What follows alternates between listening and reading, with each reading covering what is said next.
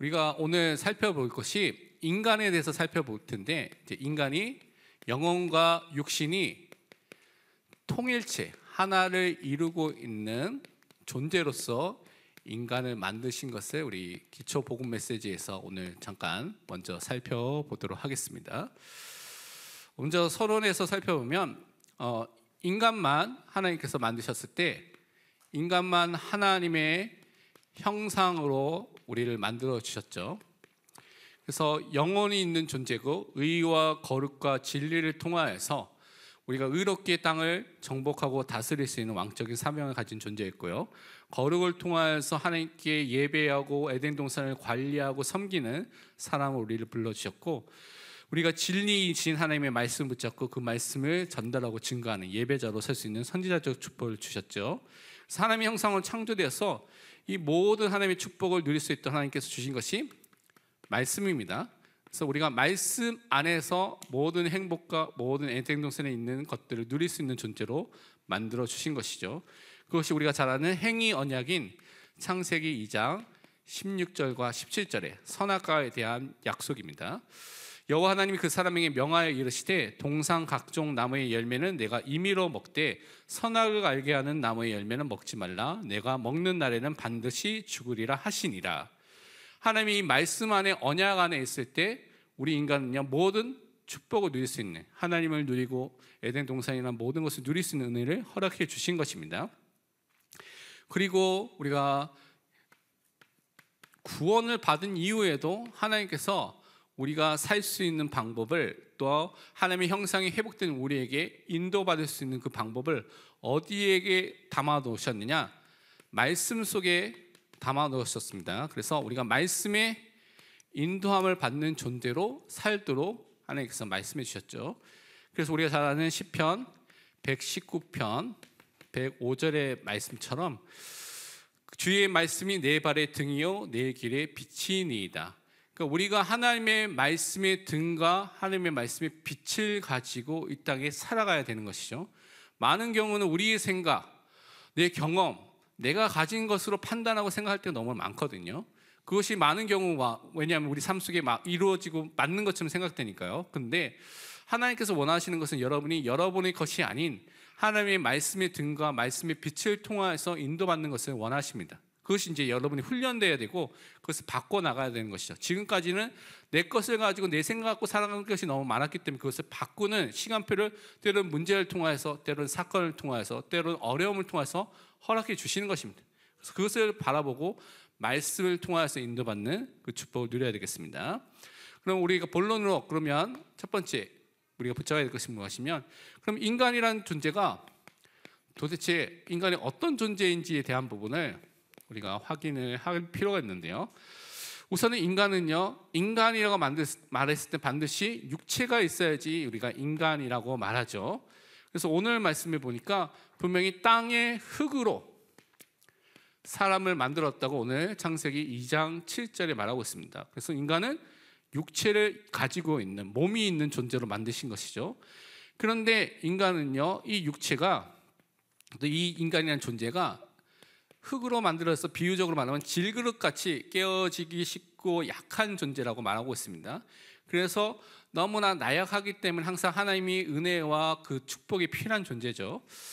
고린도후서 4장 7절에는 또 이렇게 말씀하고 있습니다. 우리가 이 보배를 질그릇에 가졌으니, 질그릇 같은 우리 존재죠, 이는 심히 큰 능력은 하나님께 있고 우리에게 있지 아니함을 알게 하려 함이라. 그러니까 우리가 이 땅에 살아갈 때 항상 하나님의 능력을 의지하고 그 안에서 살도록 우리에게 은혜를 주신 것입니다. 그런데 이 육체가, 우리가 죄인으로서 계속 살게 되면, 이 죄의 문제를 용서함을 받지 못하면 계속 사람들은 무엇을 따라서 살게 되냐면 죄성을 따라서 살게 됩니다. 그래서 육체의 쾌락과 욕심과 세상의 자랑과 이런 것들을 위해서 살 수밖에 없는 상태가 된 것이죠. 그 대표적인 시대가 창세기 6장에 나온 노아 홍수 시대의 사람입니다. 그 사람들이 무엇을 위해서 살았느냐? 죄성을 따라서 자기 쾌락을 위해서 살았죠. 그래서 말씀을 보면 하나님의 아들들이, 즉 복음을 가진 하나님의 사람들이 사람의 딸들, 다른 말로 복음이 없는 그 사람들을 아름다움을 보고 자기들이 좋아하는 모든 여자를 아내로 삼는지라. 여호와께서 이르시되 나의 영이 영원히 사람과 함께하지 아니하리니 이는 그들이 육신이 됨이라. 그러나 그들의 나는 120년이 되리라 하시니라. 하시면서 이제 120년 후에 또 노아 홍수를 통해서 심판하신 것을 말씀하고 있습니다. 죄악을 통해서 그들을 심판하신 것을 말씀하고 있죠. 그러면서 인간은 어떤 존재이냐면, 인간은 또한 영원히 있는 존재라고 말씀하고 있습니다. 오늘 읽었던 창세기 2장 7절을 보니까 하나님께서 흙으로 사람을 만드시고 그 코에 생기를 불어넣었는데 사람이 생명, 살아있는 존재가 됐다라고 말하고 오면서, 그래서 이 생기를 많은 학자들은요 영혼이라고 말하고 있습니다. 그래서 인간이 영혼이 있는 존재로 만들어지게 됐습니다. 그래서 영혼이 있는 존재는 영적으로 하나님을 알고 하나님과 교제하고 하나님과 소통할 수 있기 때문에 하나님께 영광 돌리는, 예배 드리는 사람으로 이 땅에서 살게 되는 것이죠. 그것이 이사야서 43장 21절의 말씀입니다.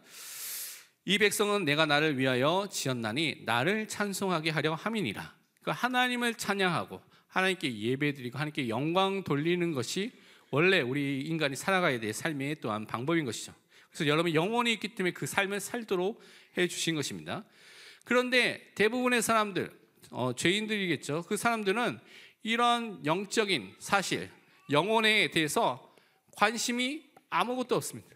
육신적인 것을 놓고 살아가는 사람들이 대부분이라는 것이죠.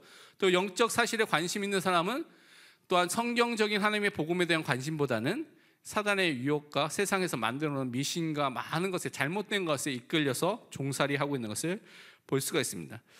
누가복음 16장에 보면 대표적으로 한 사람이 나오는데 이렇게 되어 있습니다. 한 부자가 있어 자색 옷과 고운 베옷을 입고 날마다 호화롭게 즐기더라.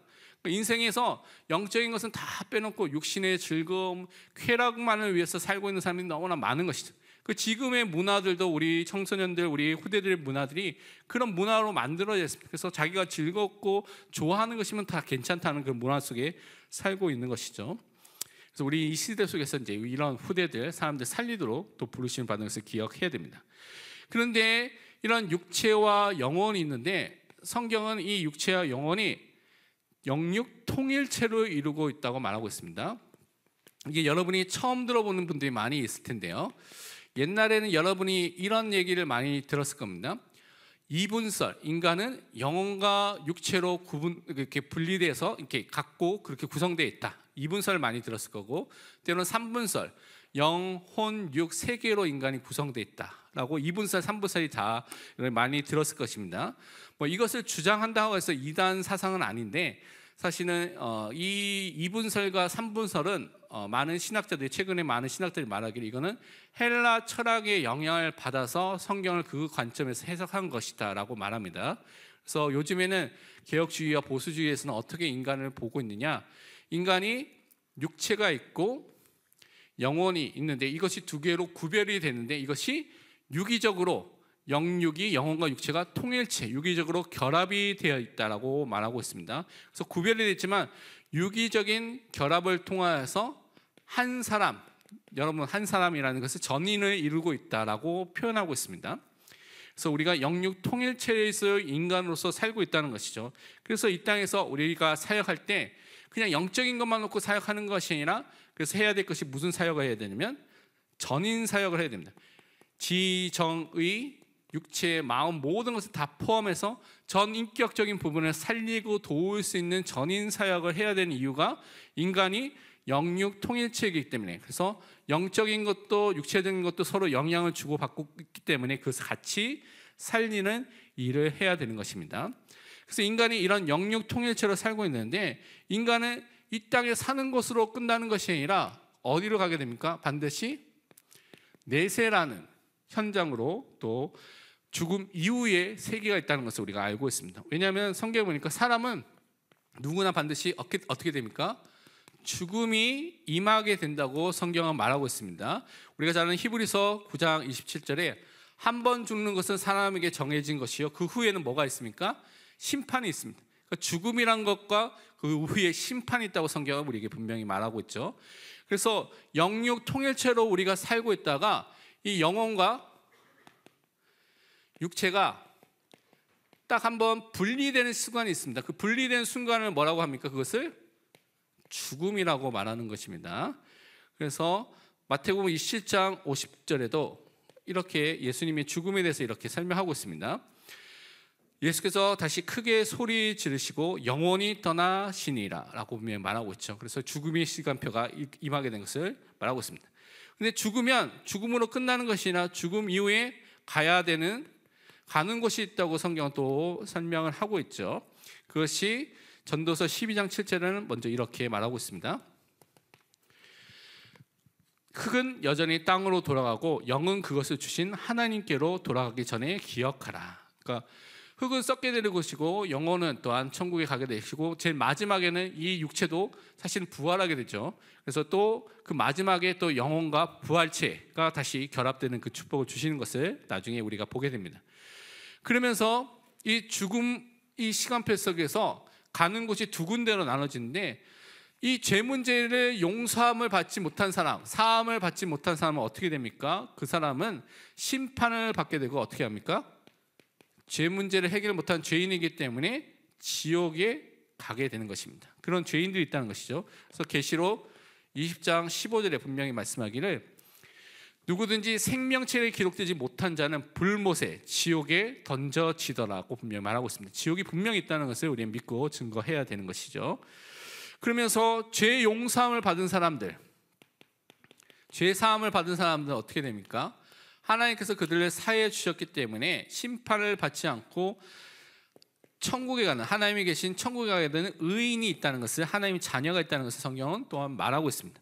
그래서 요한복음 5장 24절에 말씀하기를 내가 진실로 진실로 너에게 이르노니 내 말을 듣고 또 나 보내신 이를 믿는 자는 영생을 얻었고 심판에 이르지 아니하나니 사망에서 생명으로 옮겼느니라. 완전히 바뀌는 인생을 우리에게 허락해 주신 것입니다. 그래서 우리는 이 사실을 알고 지금부터 살 때는 어떻게 살아야 됩니까? 하나님 안에 있는 그 행복을 누리는 인생으로 우리가 살아야 되겠습니다. 왜냐하면 인간은요 하나님과 함께 할 때 가장 행복하도록 원래 만들어졌습니다. 그것이 원래 창조의 원리죠. 그래서 창세기 2장 3절에 하나님께서 모든 것을 다 만드시고 나서 이렇게 말씀하셨습니다. 하나님이 그 일곱째 날을 복되게 하사 거룩하게 하셨으니 이는 하나님이 그 창조하시며 만드시는 모든 일을 마치시고 그날에 안식하셨음이니라. 하나님이 안식하셨을 때 우리가 하나님 안에서 말씀 안에서 함께 안식하는 그 축복을 주신 것이죠. 그리고 인간은요 하나님의 말씀 안에 있을 때, 말씀을 들을 때, 말씀으로 인도받고 말씀의 성취를 볼 때 가장 행복한 사람으로 불러주셨습니다. 신명기 10장 13절에 말씀하기를 내가 오늘 내 행복을 위하여 내게 명하는 여호와의 명령과 규례를 지킬 것이 아니냐. 하나님의 말씀이 우리 행복과 연결되어 있다는 것을 우리는 확인해야 되는 것입니다. 그리고 우리는요 또한 이 땅에 살 때 항상 하나님의 도우심과 돌보심 아래에 있다는 것을 여러분 꼭 기억하시기 바랍니다. 베드로전서 5장 7절에도 이렇게 우리에게 말씀해 주셨습니다. 너희 염려를 다 주께 맡기라. 이는 그가 너희를 돌보심이라. 하나님께서 우리의 모든 것을 책임지시고 돌보시고 인도하신다는 것이죠. 그래서 우리는 결론적으로 그래서 어떻게 해야 됩니까? 항상 여러분은 하나님을 보고 예배하는 예배자로 이 땅에서 사시길 바랍니다.